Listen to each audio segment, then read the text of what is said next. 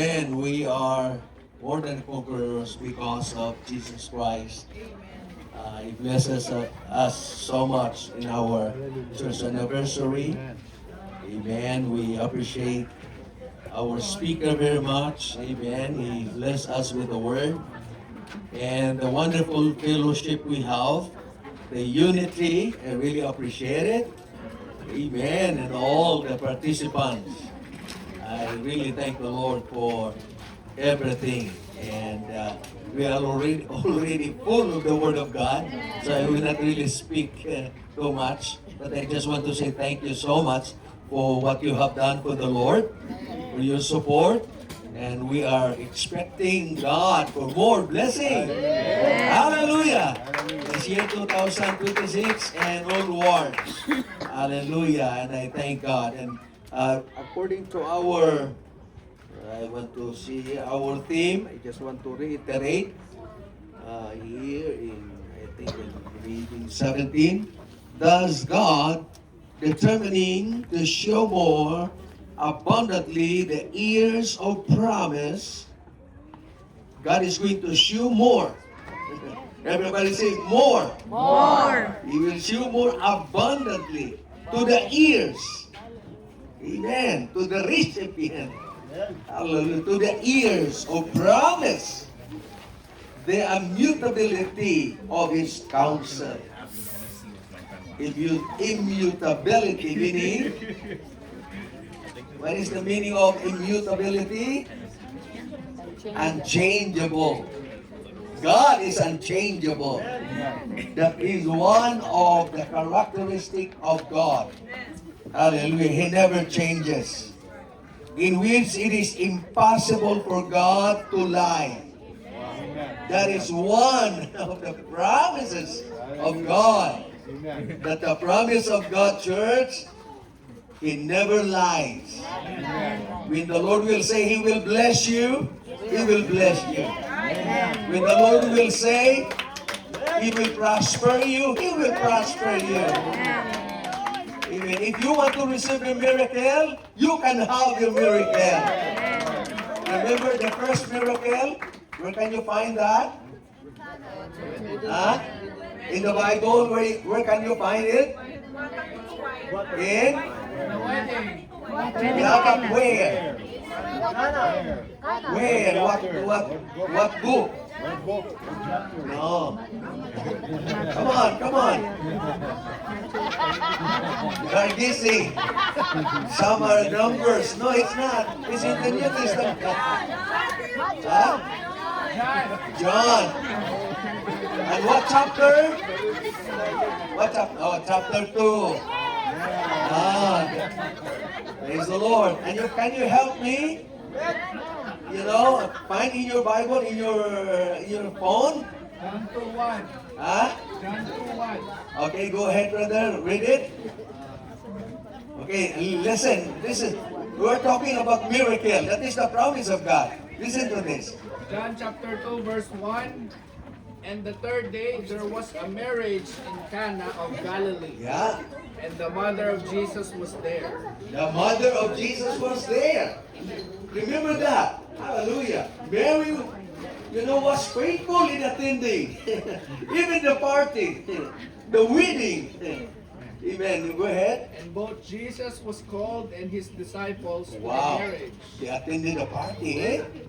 Amen. Praise the Lord. Go ahead.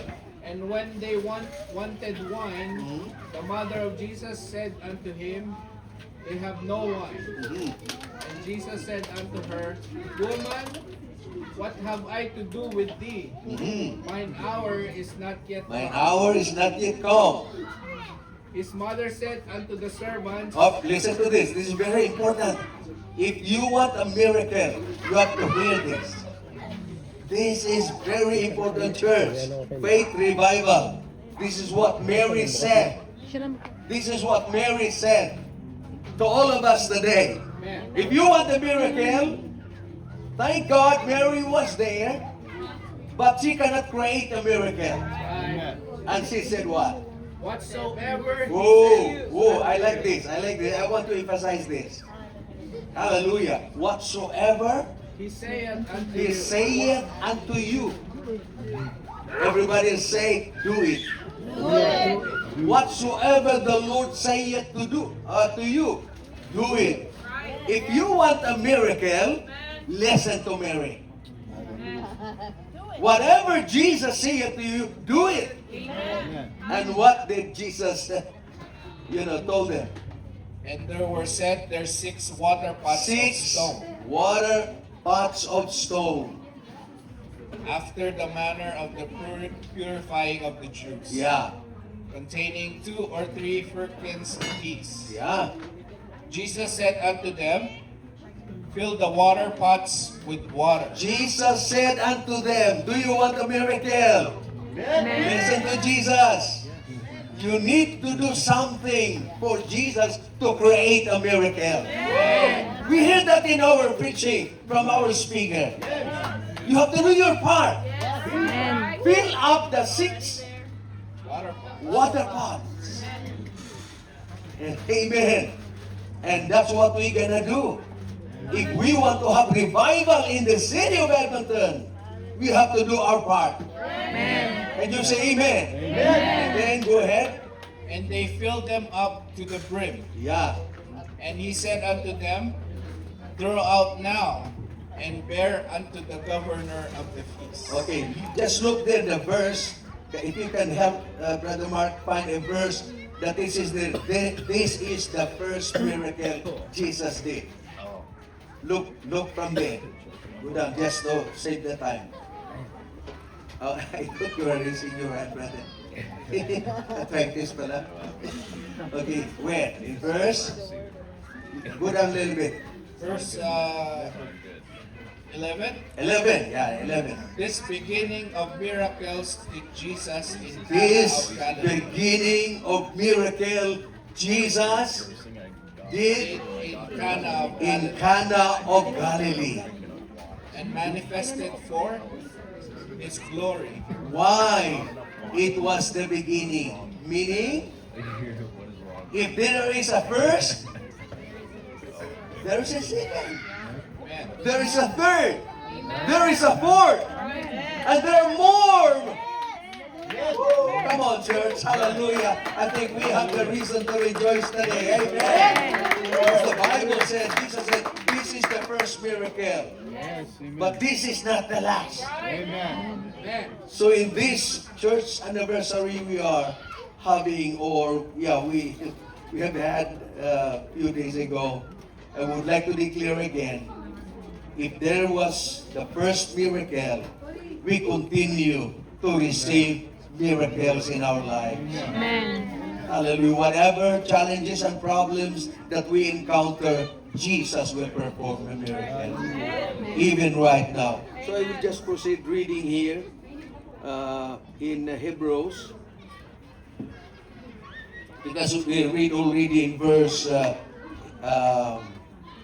I read already, and by 2 immutable things in which it is impossible for God to lie, we might have strong consolation, who have fled to refuge, to lay hold of the hope set before us. Hold of the hope set before us.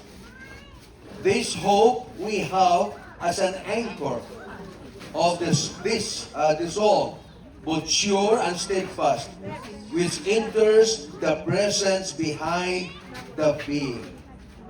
Wow. So, number 1, God doesn't lie. Number 2, amen, is the anchor, and that is the anchor of hope. Praise the Lord. That's why I told you the last time that the anchor that we are seeing here, the anchor for our lives now, so that we cannot be, we cannot be swayed by the forces of evil in this world. Amen. But we have another anchor that is anchored in heaven. And that is our hope. Hallelujah. So whatever you are facing in this life, we have hope in Christ. Hallelujah. Let's bow our heads and let's pray. I want everybody to pray and thank the Lord. Personally, amen. Everybody pray. Just thank the Lord. Hallelujah. Thank you, Lord. Amen. Declare it, Lord. Thank you. God, Lord. You never lie. Jesus. You are true God. Declare it right now from your mouth, from the bottom of your heart. Hallelujah. Hallelujah. It will settle in your heart and your mind right now. Hallelujah. Hallelujah. God is saying, hallelujah, I don't lie. Whatever I said to you, it is true. It is immutable. Never changes. And you are anchored in heaven.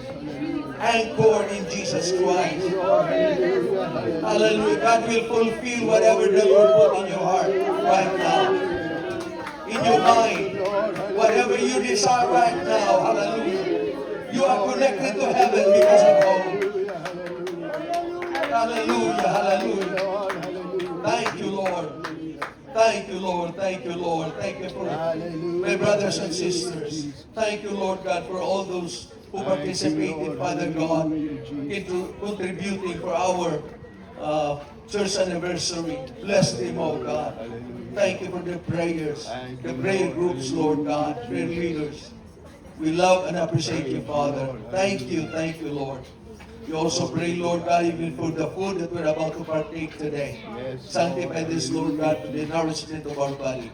We'll receive it, Lord, with thanksgiving in our heart. In Jesus' name. Everybody say amen. All right. Amen.